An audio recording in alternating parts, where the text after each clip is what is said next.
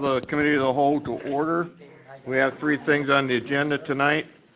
First on the agenda is we have to approve the Park and Rec Board hiring recommendation. Is there a vote? Yes, I'd like to make a motion that we approve the recommendation of the Parks and Rec Board. Second. The hiring. I'll second. Is there any discussion on it? Seeing none, all in favor signify by saying aye. Aye. Opposed, same sign. Okay, the second is authorized to hire the new clerk for Kent City Council. Now, I'd like to make a motion to hire the clerk of council. Second. Second, is there any discussion? Seeing none, all in favor signify by saying aye. Aye. Opposed, same thing. Okay, the next thing we're going to talk about is consideration of proposal, retirement funding policy. Mr. Rohr? Sure, Mr. Mayor, I know you know this well because you attend almost every retirement we have, but I'm sure you've noticed different parting gifts from a plaque. I guess the fire department will get the helmet kind of fixed up. Different departments do different things. Nothing wrong with that per se, but now that we have a full-time law director, it was one of the things she said, you know, it'd be great if you could standardize that. And so we worked with her and the department heads to kind of say, hey, let's sort of just set a policy, set a dollar amount. You can spend up to X amount of dollars towards a person's retirement gift. If they meet I guess we ended up with 15 years. We talked about different things, but, you know, they've been here a certain number of years. It's not to go for the party festivity stuff, like there's always food at these events, but those will continue to be through individual contributions and donations. So it's not food, but it is sort of just whether it's the plaque, it's something that the department would like to recognize the person as they retire and head to greener pastures. So it's fairly simple. She's included it in your packet. I don't know, I hope you want to add anything to that you're welcome to. No, I just realized after speaking to different department heads that some departments will spend department funds for awards or gifts. Other departments don't at all. So this is going to put everyone on a level playing field if you decide to allow us to implement this policy. It would not, as Dave said, it would not go to food and drinks. That would have to be funded by out of the employees' pockets if they wanted to do that, and it cannot be used for cash or gift cards. It has to actually be an award or a gift. Is there a dollar amount we're talking about? Yes, it's $250. And that is largely driven by, not to call him out if he's still in here, the fire chief. The helmet, when they refurbish a helmet and mount it, it costs about that. So he said, well, we don't want to stop you from doing that. So that became our upper limit. Okay. Are there further questions? No, I'll make a motion that we go ahead and accept the proposed retirement funding policy. Let's go to the audience first. Anybody from the audience want to ask questions on this? All right, now I'll go back to council. Well, you know what, I'd like to make a motion that we go ahead and accept that policy. Thank you. Okay. Second by Garrett. With the emergency, wasn't it? I was going to ask Dave just to put this on his communication, because I don't think we need an ordinance. We just wanted your authorization to place it in the personnel policy. Yeah, so we could either use this vote, or we could put it on Dave's unauthorized next week. Okay. Does that mean my budget goes down? No, Never mind. We're not changing. What budget, Mr. Is Mayor? there, yeah, I know. Is there any more discussion? All in favor signify by saying aye. Aye. Opposed, same sign? Okay, thank you. All right, we're going to adjourn out of the committee meetings. We're going to go into a special council meeting at this time to, would the clerk please read the roll? Mr. Amrhein? Here. Mr. DeLeone? Here. Mr. Ferrara? Here. Mr. Kuhar? Here. Ms. Rosenberg? Here. Ms. Shaffer? Mr. Sidoti? Here. Mr. Turner? Here. Ms. Wallach? Ms. Shaffer? Okay. Ms. Wallach's asked to be excused. Move to excuse. Second. Second, discussion? None? All in favor signify by saying aye. Aye. Opposed, same sign. Okay, the purpose of the council meeting is to authorize these drafts. So would the clerk read draft number 19104 in title only? Draft 19104, an ordinance appointing Kevin G. Schwartzoff as Director of Parks and Recreation of the City of Kent and declaring an emergency. Move suspension. Second. Please call the roll on suspension. Mr. Amrhein? Yes. Mr. DeLeone? Yes. Mr. Farrar? Yes. Mr. Kuhar? Yes. Ms. Rosenberg? Yes. Ms. Schaefer? Yes. Mr. Sidoti? Yes. Mr. Turner? Yes. Move adoption. Second. Any discussion on adopting this ordinance? Please call the roll for adoption. Mr. Amrhein? Yes. Mr. DeLeone? Yes. Mr. Ferrara? Yes. Did we have to authorize Mr. Kuhar? Yes. Ms. Rosenberg? Yes. Ms. Schaefer? Yes. Mr. Sidoti? Yes. Mr. Turner? Yes. Ordinance 2019-104 passes.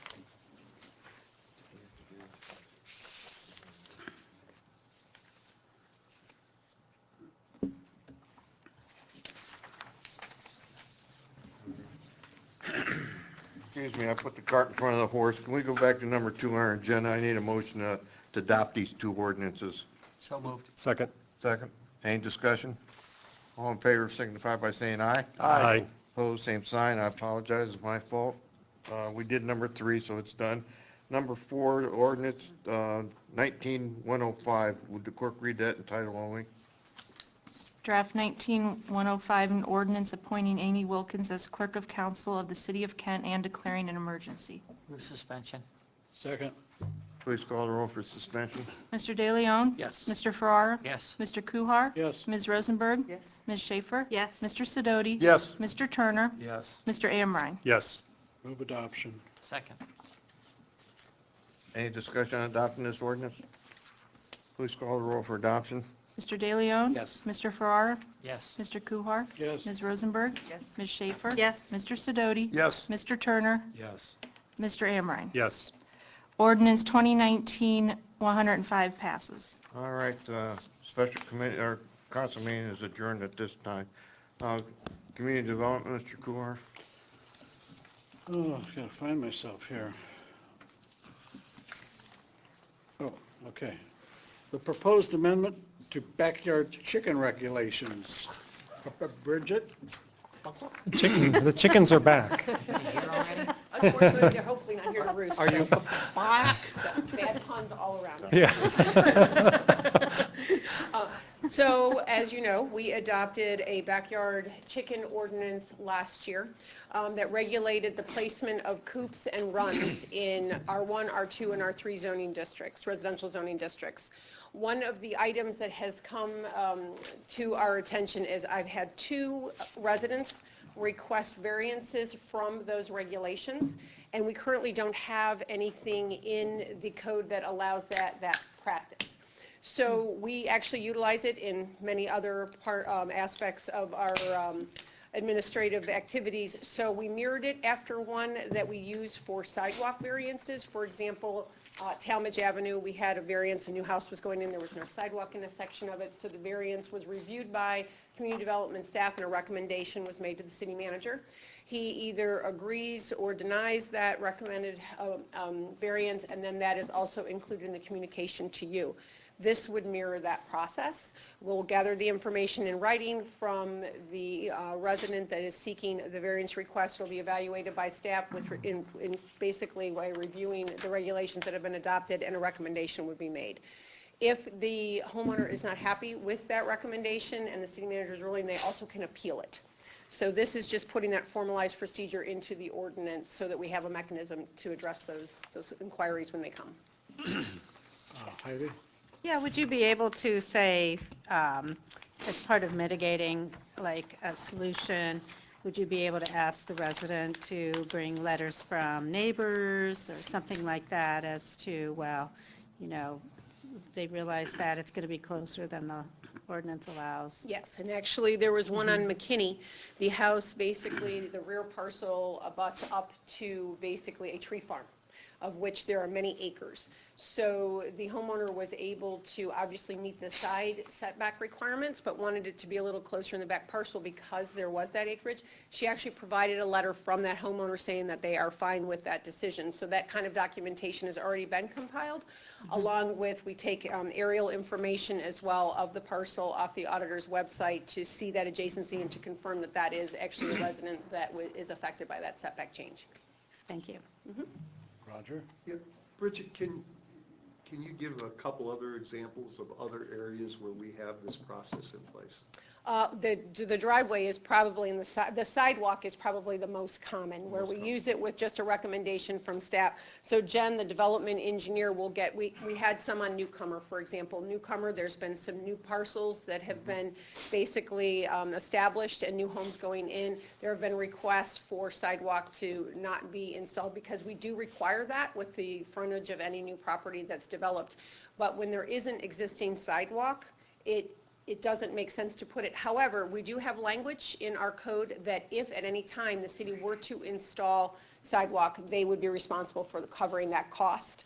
We actually have an example right now in front of Planning Commission. There is a parking lot that is being proposed for Mac Trailer or Mac LLT.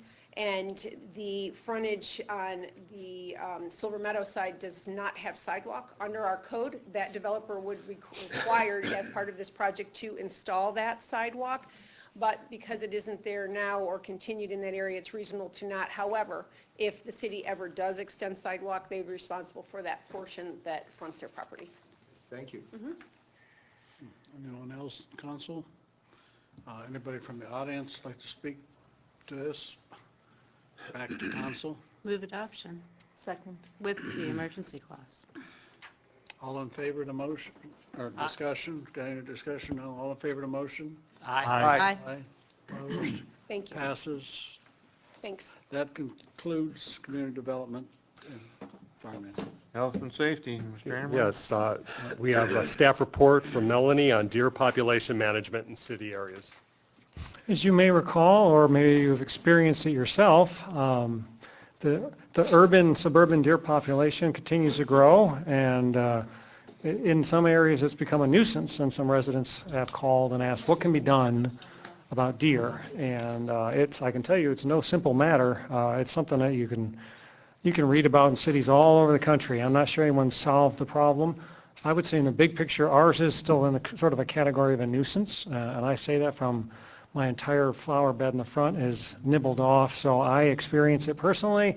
But in some areas, it actually becomes a bit of a health risk. You're getting accidents and things like that. I'm optimistic that we're not there, but either way, Melanie, at council's request, I know Jack had gotten a request, has done a little bit of polling to take a look at what can be done for deer. Short of, I don't think we're going to spend much time because I don't think there's interest. If you tell us there is, we'll go back and do more research. I lived in one community outside of Washington, D.C., and they would bring in snipers once a year, and they would spend the weekends with professional snipers killing a lot of deer. That's a much more urbanized area. I'm assuming you're not interested in lethal options here, so we really aren't researching that right now. Just to be clear on that right up front, this is more about what can be kind of done on a nuisance level. So with that, Melanie? So having said that, what I did have an opportunity to do is go and look at several surrounding communities around us just to see what they did, as well as what ODNR is responsible for. Under the state of Ohio, hunting is permitted. It is permitted by the Ohio Revised Code. However, in the city of Kent, as I noted, hunting is prohibited. So that's kind of where I jumped from so that I could just look at the options, thinking that we're not going to be looking at any type of hunting in the future. So having said that, there are several different techniques out there that they were able to share with me, give me ideas, everything from scare techniques, such as small pots and pans and things in the backyard, to physical barriers, and they gave us several, there were some handouts that I had attached with that you could build around your trees, your gardens, and your shrubs. Probably the most successful ones, there are some chemical repellents, but the biggest one is choosing those typical kinds of chemicals along with certain types of shrubs and trees that are non-attractive to the deer. And those would be the suggestions that I would make recommendations to our residents with. I do think we have a great platform to be able to do that on our website as well as in the Tree City Bulletin. So we're getting ready to make that as a part of the next issue that'll be going out. And if I can even jump in, just to be clear, not all the chemicals are chemicals. Like I spray fox urine on ours, and it does work. It smells horrible in my yard, but it keeps the deer away if you can tolerate the smell. So it can be natural repellent. It's not just chemical repellent. Correct. They use the word chemical, but those are natural things. There's coyote stuff. There's all different kinds of animals that you can use. There's even some home remedies that I'll be sending people to with some websites that involve vinegar and baking soda and different things of that nature. So they can be natural and organic as well. Again, the biggest thing, I did have a chance to go and talk to some landscaping companies and actual flower gardeners, and they actually did say that there are several of the flowers, like marigolds and those kinds of things, that you can plant, and if you give yourself 6 inches from whatever you're trying to save, if you can create that barrier, the deer don't tolerate the smell or the taste of it very well. I can tell you, though, too, that I live a little bit farther out in the country, and my landscaping, and I live on 2.5 acres, is just as devastated as everybody is here. I'm not sure why, because there seems to be a lot of stuff out there for deer to eat naturally, but I think they're going for the easier pick this year. The local communities that I did poll, though, is Akron, Aurora, Cuyahoga Falls, Hudson, Macedonia, Ravenna, Stowe, Streetsboro, and Talmadge. Of those, Aurora, Hudson, and Macedonia do have a hunting program. It strictly is bow hunting, though. You would need 8 acres to be able to do that. I think that's going to be difficult for us to be able to compile with residents here in town to get anything. ODNR requires a minimum of 4. All the other communities either had no deer management or just referenced people to ODNR. ODNR is great. I did speak with our local rep who will come out if residents call because they really feel it's a nuisance. They'll encourage you to try some of the natural things to keep them away. But if it's really, really a problem, for your yard, for your area, and especially if it's gardens and things that you're using to sustain, they will come out and speak with you on those. So having said that, my recommendation is that we continue to notify our residents, give them the websites to visit, give them the brochures that we have available, and allow them to investigate other ways of trying to deter the deer, as well as we'll go ahead and then keep a log as residents call to let us know exactly what's happening and where. I did work with Chief Lee as well just to see where we fell in that category of car accidents. And on average, we're only about 8 or 9 a year over the last 5 years. And that's out of, the big picture is their average of accidents are somewhere between 500 and 600. So you're at a very low percentage of that. The funny part, if you will, on that I noticed is it's not like I thought, well, maybe they're all in like one area of town. And I literally started on the north end, up on Fairchild, down to West Main, Middlebury, 261, Summit Street, Bowman. So there's no like one area that I can say, hey, we have a problem here, or they're segregated to the parks. So the other issue that you deal with when you're looking at something, if we were to look at something greater than these activities, I did read a really in-depth report from the city of Solon, and they've been doing this for almost 10 years, where they do have a culling program where they bring sharpshooters in. And they started out with 900 their first year, and they actually took down 600. The following year, they had 700 deer. So the object is that when you lessen the area where you're at, those that are overgrown or overpopulated in other areas come in. So it's hard to keep that balance. So those would be my recommendations. I'll end this with a question, so don't flag me. I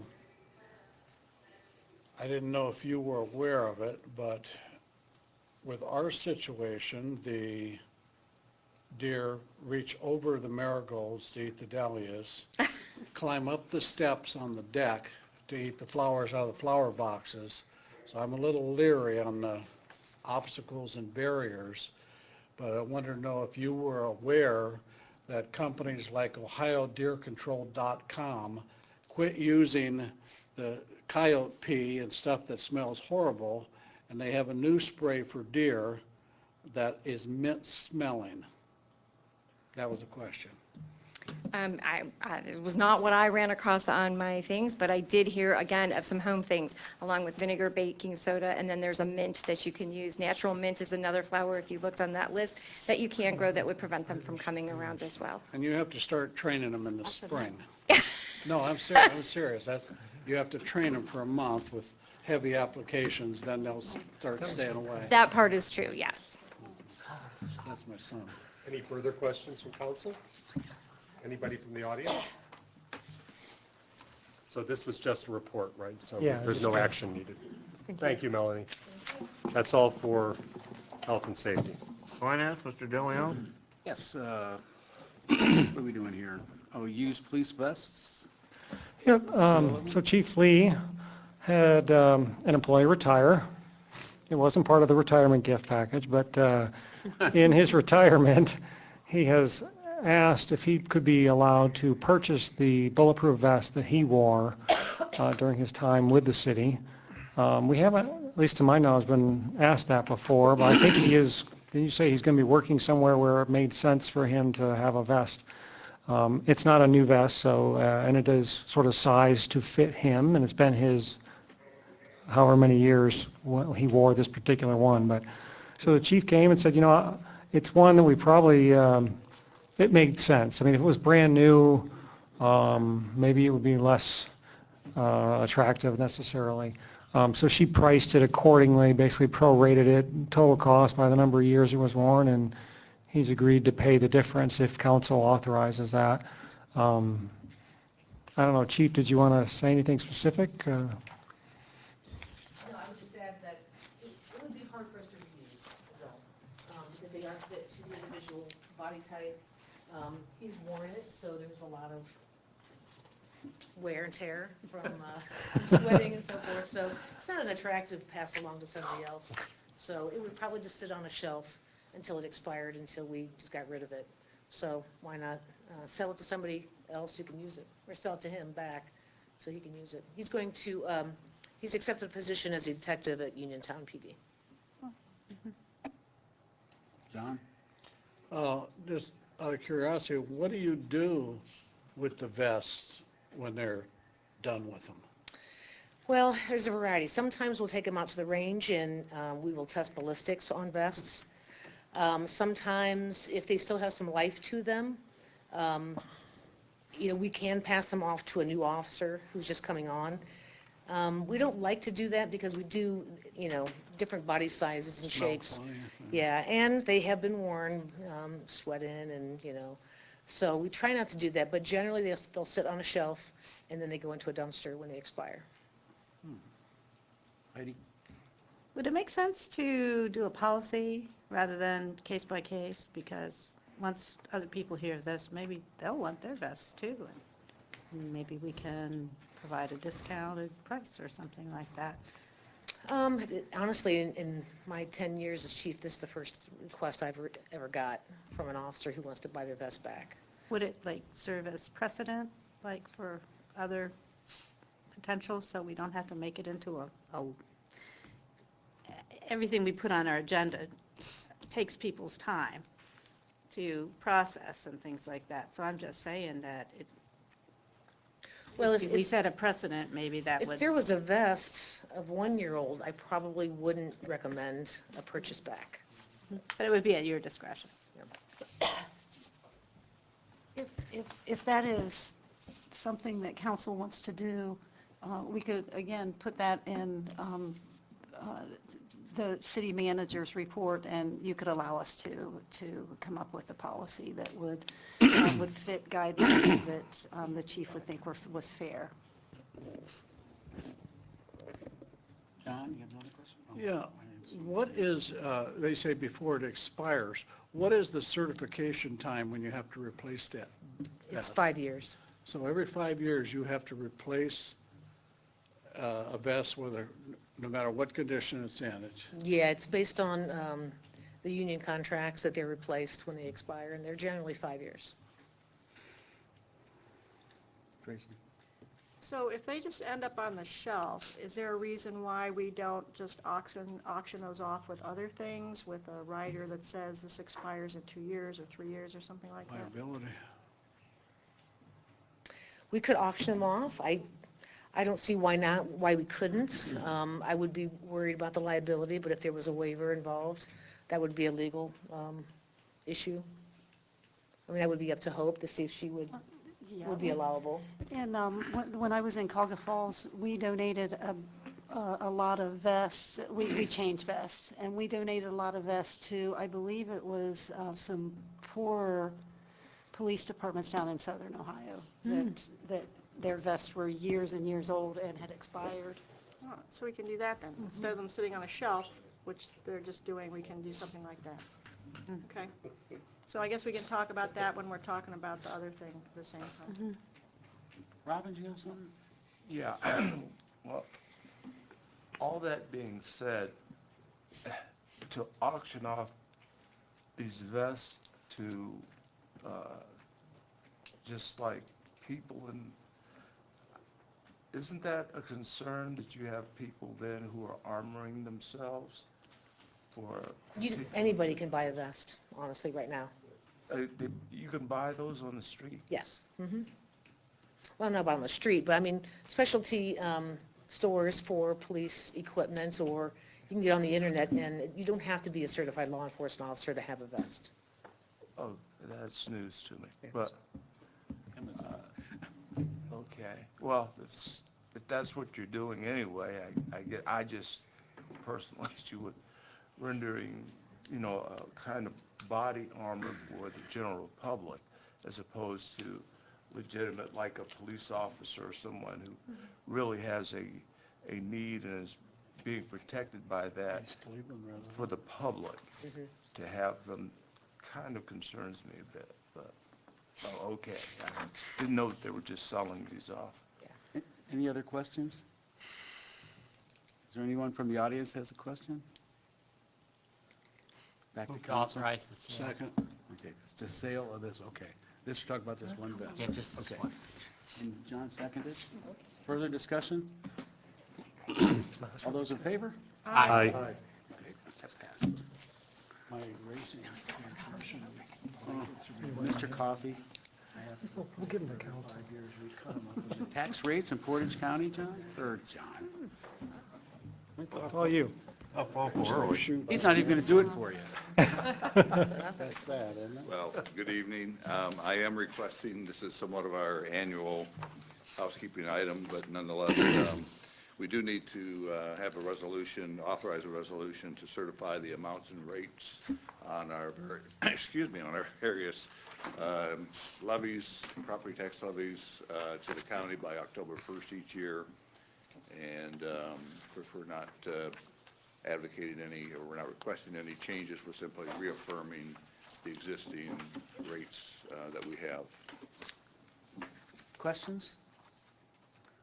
Heidi? Yeah, I just wonder why Field is in here. Like, in the chart that you gave us. Field, I would assume that's a school district. Do we collect a levy for them from some of our residents because their district kind of comes into Kent? Is that Indian Valley. the case? Well, there is, yes, there is. I wasn't sure if it was a comparison purpose or I'm just or the looking amount here to find collected. where- Is that Indian Valley, where they come in? Yeah. I'm sorry? Indian Valley, where we collect taxes and give them to Field? Yeah, it's just it all goes into the total millage, and so it's just part of the disclosure and structure of the property tax. Further questions? Anyone in the audience have anything? Back to council. Move to approve. Second. Do we need that's automatic emergency, right? Yeah. We're just authorizing for the resolution at the September 18th. Okay. Just move to authorize. You guys already Now we're did. done. Yeah. He did. That's what I'm saying. Okay, We were just all those in moving on. favor?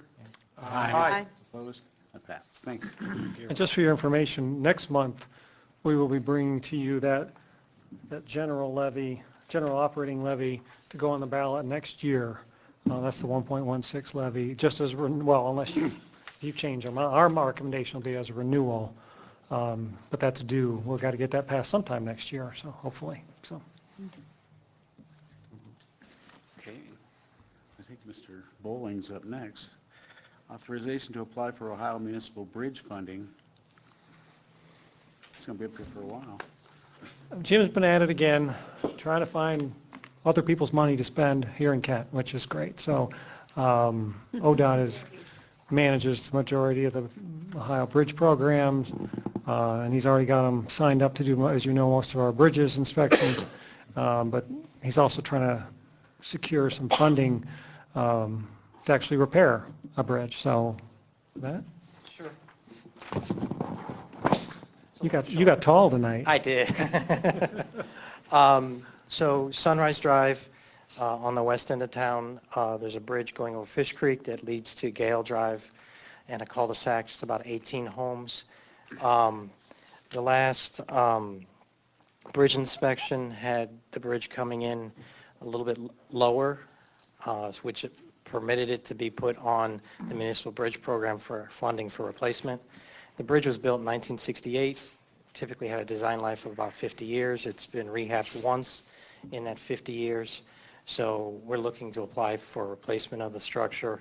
It's about the grant we're requesting is 1.5 million, and the total project is 3.5 million, as it combines not just the need to replace the bridge, the pavement in that area on Sunrise from West Main Street to Gale is one of the worst pavements in the city, and we'd like to line those projects up together, as well as there have been numerous water main breaks over the last 20 years in that same area. So trying to get some efficiency in doing all that work together. So we're just requesting your approval to submit for municipal bridge funds to ODOT.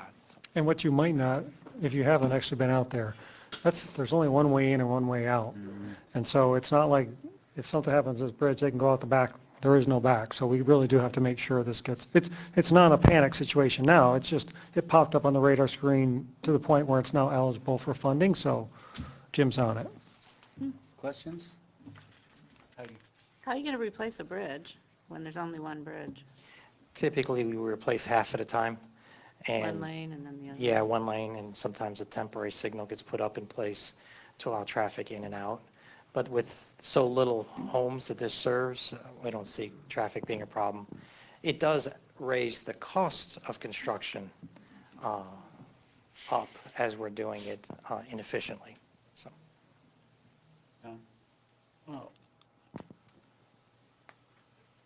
Well, did we do something with that bridge within the last 10 years or so? I almost remember something. That was the Allen Street Allen. Bridge. Which was it? Allen Street Bridge. Allen Street? Yeah. No. Where's that at? Farmbrook. No, this was Spalding. right up by where the car lot's on the corner. Oh, Spalding. Spalding was replaced in the last 10 years. Maybe that's what And Spalding is just upstream of this one. maybe that's the one I'm thinking of. Further questions? A friend of mine put that bridge in. I'd be afraid to go over it. Further questions? Anybody in the audience? Back to council. Move to authorize Second. Does it need emergency? Do you need with emergency? Yes, emergency clause. Second with emergency. Further discussion? All those in favor? Aye. Passes. Now we can go right for some more money. Yes. This next one is, it must be the grant season right now, but this next one is to resurface Mogador Road from Cherry Street to Summit, and to do a little piece of Summit Street from basically the bridge over the Cuyahoga River to the ABC railroads. AMAT's resurfacing program will fund 80% of the construction up to $700,000. We've submitted for this a couple of times and have been unsuccessful, so we're trying at it for the third time. And so we're requesting council's approval to submit for these resurfacing funds. Questions, John? Will that new hotel complex going in have any bearing on the decision for the funding? No. It's a very formulaic, you get points for certain things, and that would not be part of it. Right, yeah. Jim, is this a regrinding up and new asphalt, or is it? Yes. That's the Yes. normal process? Yes. Yeah, that stretch Since we weren't able to get funding before to resurface it, we did some pavement repairs and seal coated in 2017 to keep it going. So, Further questions? Anybody from the audience? Back to council. To approve with emergency. Second. Discussion? so All those in favor? Aye.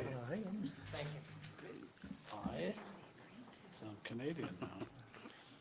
Look who's Back up. Here I am again.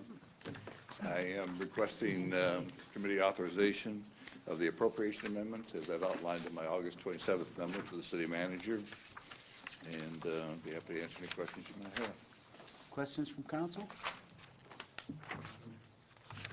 Seeing none, anybody from the audience? Back to council. Move to approve? Second. Further discussion? Emergency? I don't think so. Do we need It's emergency? automatic. Is that automatic? Yeah. Further discussion? All those in favor? Aye. Opposed? Nobody's opposed. Thank you. He's a whiz tonight. Nice job. A lot of items, it's like a half an hour. You're living right, buddy. Jesus. Now the DKC. That's it? Yeah, DKC. That's right. That's, I was looking at there is one item left. So you have before you really sort of, I'll say relatively warm off the press because Hope's been trying to finalize this. I know I sent you an email earlier in the week, or at the end towards the end of last week, saying that the Star of the West was really hoping they'd be able to move forward with a sale of their 3 parcels that we had talked to council about to the DKC this month, if possible. And I said, well, Dave Coffey had already moved, you had already approved kind of the setting aside the funding for it at a previous meeting. What was missing was just the operating agreement. And that sort of codifies all the terms that we discussed. The terms, I'd say 90% of them are boilerplate DKC land banking terms that we've used on the downtown project, on West River project, some of the stuff on Manaway. So that's nothing new.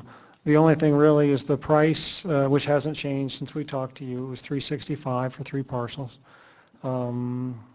And anything else in there, Hope, that specifically we need to, I mean, that's the main item is that, and as we discussed, as other land banking projects have gone, the title, even though we're paying cash for this, the title will stay with the DKC. There's a little more latitude with that group to be able to sort of negotiate contracts and, again, with the intent of selling it at the direction of City Council. So I want to be clear, you hold the mortgage on that, they won't do anything, and they never have, as Howard Boyle, president of the DKC or chairman, said to us, we only do what you all ask us to do, but we're able to do things and have conversations without, with a little more latitude, I guess, than a city would have. So it's worked in the past, as we said, West River, downtown, and this corridor, the North Water Street corridor, has already got some busyness going on, but it's going to get a lot busier as Jim starts the North Water Street project, and we're optimistic that these are valuable properties that we'll be able to in turn sell, and as you discussed, one of the value of using this land banking opportunity is to have some control or influence on who it gets sold to and the kind of ultimate use. So that's kind of a rehash of what it is. This is the document before you. She handed it out tonight, so it should be a loose document. I don't know if you have anything. It's 90% the same language that was used in your other operating agreements. Tracy? Now, the difference with this one is we do not have a line of credit this time, right? It's just cash Correct. transactions we buy, right? Correct.